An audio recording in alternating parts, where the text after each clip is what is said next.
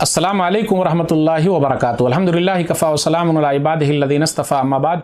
محترم ناظرین اکرام، آسان درس قرآن میں آج دوسرے پارے میں 16واں رکوع ہے، جس کے اندر 6 آیتیں ہیں۔ آیت نمبر 243 سے آیت نمبر 248 تک، 243 سے 248 تک۔ اعوذ باللہ من الشیطان الرجیم، بسم اللہ الرحمن الرحیم۔ الم تر الی الذین خرجوا من دیارہم وہم الوف حذر الموت فقال لهم اللہ موتوا ثم احیاہم ان اللہ لذو فضل علی الناس ولکن اکثر الناس لا یشکرون۔ اے نبی صلی اللہ علیہ وسلم، کیا آپ نے ان لوگوں کو نہیں دیکھا جو موت کے ڈر سے اپنے گھروں سے نکلے اور وہ ہزاروں کی تعداد میں تھے؟ پس اللہ نے ان سے کہا مر جاؤ تو وہ سب مر گئے، پھر اس نے انہیں زندہ کر دیا۔ بے شک اللہ لوگوں پر بڑا فضل کرنے والا ہے، لیکن اکثر لوگ شکر ادا نہیں کرتے۔ وقاتلوا فی سبیل اللہ واعلموا ان اللہ سمیع علیم، اور تم اللہ کی راہ میں لڑو اور جان لو کہ بے شک اللہ خوب سننے والا، خوب جاننے والا ہے۔ من ذا الذی یقرض اللہ قرضا حسنا فیضاعفہ لہ اضعافا کثیرہ واللہ یقبض ویبسط والیہ ترجعون۔ کون ہے جو اللہ کو قرض حسنہ دے، پھر اللہ اس مال کو اس کے لیے کئی گنا بڑھا دے۔ اللہ ہی کسی کے لیے روزی کو کھول دیتا ہے اور کسی کے لیے تنگ کر دیتا ہے، اور تم سب اسی کی طرف لوٹائے جاؤ گے۔ الم تر الی الملأ من بنی اسرائیل من بعد موسیٰ اذ قالوا لنبی اللہ ابعث لنا ملکا نقاتل فی سبیل اللہ قال هل عصیتم ان کتب علیکم القتال الا تقاتلوا قالوا وما لنا الا نقاتل فی سبیل اللہ وقد اخرجنا من دیارنا وابنائنا فلما کتب علیہم القتال تولوا الا قلیلا منہ واللہ علیم بالظالمین۔ کیا آپ نے موسیٰ کے بعد بنی اسرائیل کی ایک جماعت کو نہیں دیکھا جب انہوں نے اپنے نبی سے کہا آپ ہمارے لیے ایک بادشاہ مقرر کر دیں تاکہ ہم اللہ کی راہ میں لڑیں؟ اس نے کہا ممکن ہے کہ اگر تم پر لڑنا فرض کر دیا جائے تو تم نہ لڑو۔ انہوں نے کہا آخر ہمیں کیا ہے کہ ہم اللہ کی راہ میں نہ لڑیں، جبکہ ہمیں اپنے گھروں اور اپنے بیٹوں سے نکال دیا گیا ہے۔ لیکن جب ان پر لڑنا یعنی جہاد فرض کیا گیا تو ان میں سے چند لوگوں کے سوا سب پھر گئے، اور اللہ ظالموں کو خوب جانتا ہے۔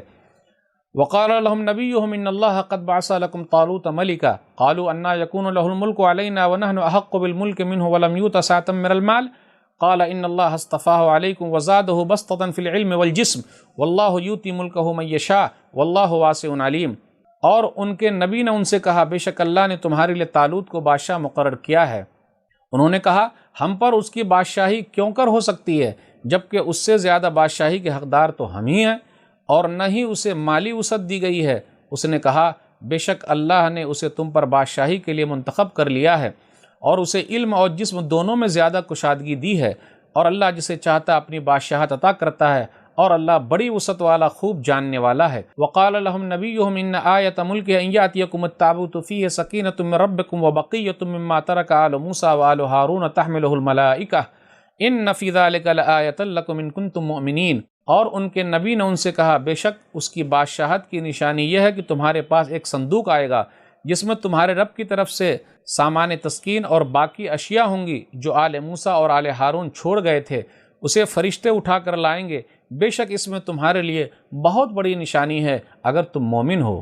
ناظرین اکرام، آسان درس قرآن کے اندر آج دوسرے پارے میں 16واں رکوع ہے، جس کے اندر 6 آیتیں ہیں۔ آیت نمبر 243 سے آیت نمبر 248 تک۔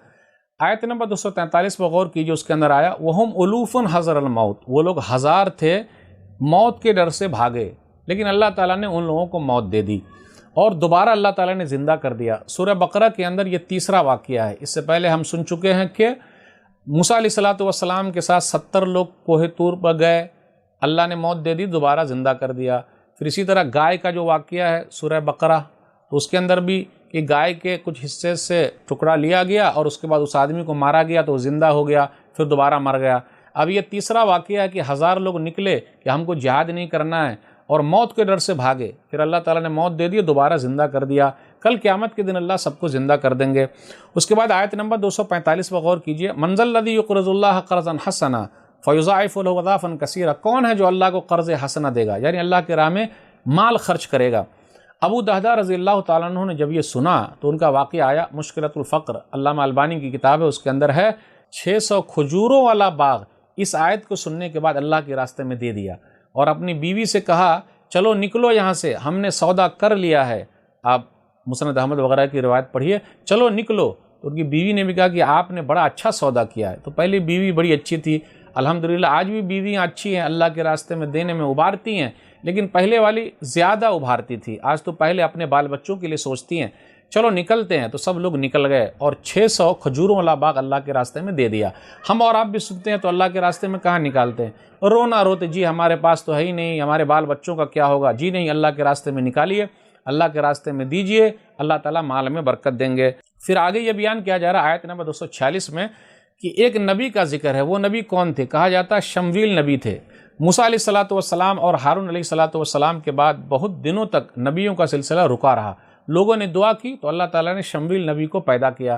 اب ان کی محنت سے لوگ توحید کی طرف چلے آئے.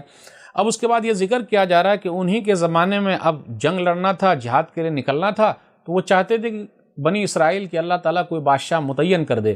تو اللہ تعالیٰ نے طالوت کو بادشاہ بنایا. اور طالوت غریب خاندان سے تھے، امیر نہیں تھے، اور یہ بنی اسرائیل میں سے نہیں تھے، الگ خاندان سے تھے.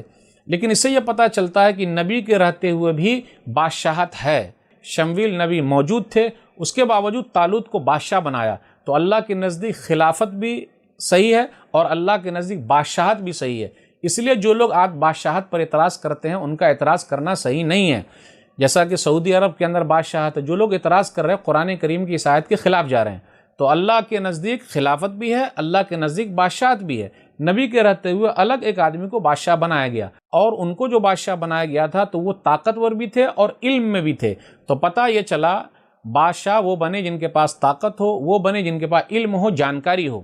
اور ان کی ایک نشانی یہ بھی تھی کہ طالوت کو بادشاہ کیوں بنایا گیا. موسیٰ علیہ السلام اور ہارون علیہ السلام کے جو تبرکات تھے، برکت کی جو چیزیں تھی اس صندوق کے اندر تھی، تو وہ بھی فرشتے لے کر آ گئے. تو یہ نشانی ہے کہ طالوت جو ہے وہ بادشاہ ہیں اور وہ صحیح بادشاہ ہیں.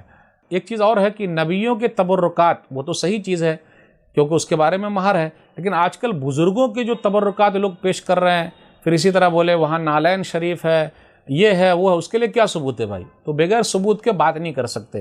ہاں نبیوں کے لیے جو چیز ثابت ہے وہ چیز ثابت ہے، کوئی حرج کی بات نہیں. یہ چند باتیں تھیں. اللہ سے دعا ہے کہ اللہ تعالی ہم لوگ قرآن کریم کو پڑھنے، سمجھنے، عمل کرنے اور لوگوں تک پہنچانے کی توفیق دے. آمین. والسلام علیکم ورحمۃ اللہ وبرکاتہ.